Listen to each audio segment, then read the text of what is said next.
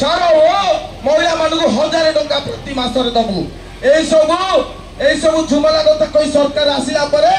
आज 1 तारिख ठारू विद्युत बिल बा करेंट बिल राज्यवासी बड़ी जा वृद्धि होची राज्यवासी भोगिबा को पड़िबो टाटा कंपनी जुलम आरंभ होइगला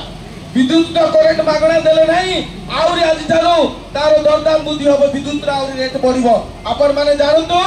एही परिप्रेक्षी रे आमे जो दाबी करिछु सबुठारू बड़ दाबी थिला 3000 टंका पेंशन दाबू देबे नाही मा माने कहितला बीजेपी सरकार कहितला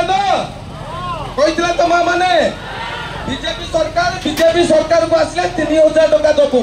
बुढ़ा बुढ़ी विधवा गरीब लोक मानू नहीं कि निराश्रय लोक मानू विकलांग भिन्नक्षम लोक मानू 3000 टंका देले नाही कहले कोन 80 वर्ष ऊपर को दबू माँ माने मते कहले